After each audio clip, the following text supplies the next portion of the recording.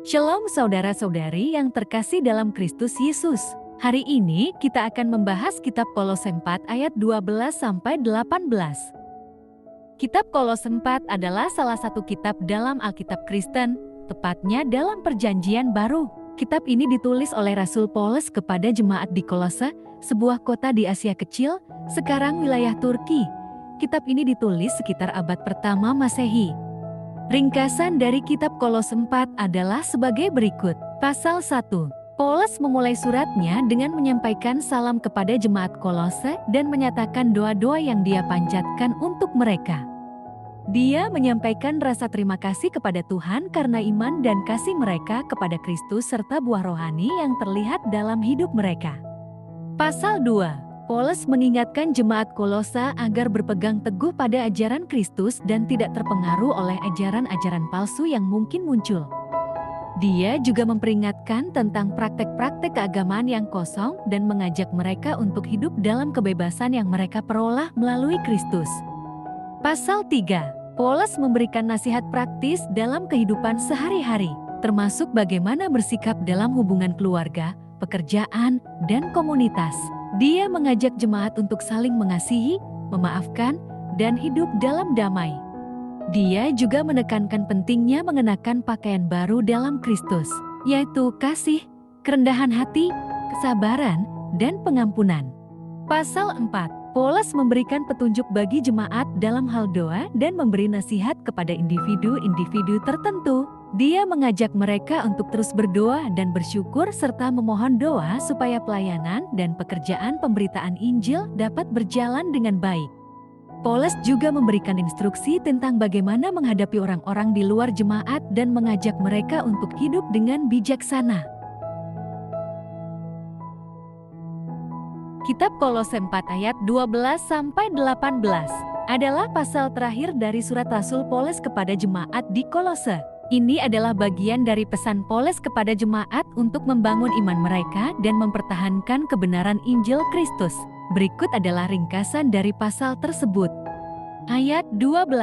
Paulus menyampaikan permohonannya agar jemaat Kolose dapat hidup dengan penuh pengertian, melayani Allah dengan tekun, dan mengalami pertumbuhan spiritual yang baik. Ia juga berdoa supaya mereka memiliki ketekunan dan kekuatan dalam segala sesuatu, sehingga mereka dapat menghadapi tantangan dengan penuh ketabahan. Ayat 13. Paulus mengucap syukur kepada Allah karena jemaat Kolose telah dibebaskan dari kuasa kegelapan dan diperkenankan menjadi warga kerajaan anaknya, yaitu Yesus Kristus. Ia mengingatkan mereka bahwa penyelamatan mereka berasal dari Allah, bukan dari usaha manusia. Ayat 14. Paulus menyebutkan beberapa orang yang hadir bersamanya, termasuk Onesimus, yang merupakan hamba yang telah berbalik kepada Kristus dan kini menjadi saudara dalam iman. Paulus memberikan salam kepada jemaat Kolose dari mereka yang berada bersamanya. Ayat 15. Paulus mengarahkan jemaat Kolose untuk saling memberikan salam kepada jemaat di Laodikia dan kepada Nimpas serta jemaat yang berkumpul di rumahnya. Ia mendorong mereka untuk saling mendukung dan menjalin persekutuan yang baik antara gereja-gereja tersebut. Ayat 16. Paulus memerintahkan agar surat ini dibacakan di hadapan jemaat di Laodikia, dan agar jemaat Kolose juga membaca surat yang ia tulis kepada mereka. Ia menegaskan agar mereka saling berbagi pesan dan nasihat yang diucapkan dalam surat-surat tersebut. Ayat 17. Paulus memberikan peringatan kepada Archipus, seorang pemimpin gereja di Kolose, untuk melaksanakan pelayanannya dengan baik dan menyelesaikan tugas yang telah diberikan kepadanya oleh Tuhan. Ayat 18. Paulus mengakhiri suratnya dengan menyampaikan salam dan penegasan bahwa surat-surat yang ditulis dengan tangan olehnya adalah tanda pengenalnya. Ia berpesan kepada jemaat Kolose agar mereka memperhatikan penjaraannya dan berdoa supaya ia dapat menyampaikan Injil dengan jelas. Ringkasan ini memberikan gambaran umum tentang isi pasal terakhir kitab Kolose, di mana Paulus menyampaikan permohonan, pengucapan syukur, salam, perintah, dan pesan terakhirnya kepada jemaat Kolose. Saat ini ada banyak ajaran palsu dan sesat di sekitar kita. Menghadapinya, marilah kita terus bersatu dan bekerja sama dalam Tuhan. dalam ajaran yang benar dan sehat yang diterima.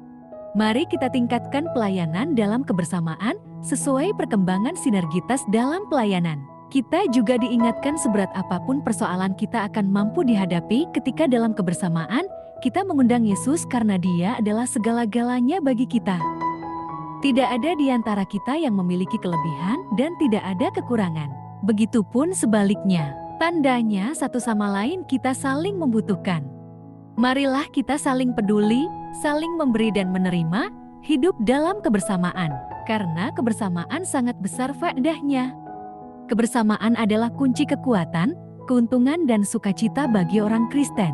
Jalanilah kehidupan dan persekutuan yang saling menyapa, memberi salam, saling memahami, menyemangati, menguatkan, menghibur, menasehati, menolong, dan mendoakan. Amin.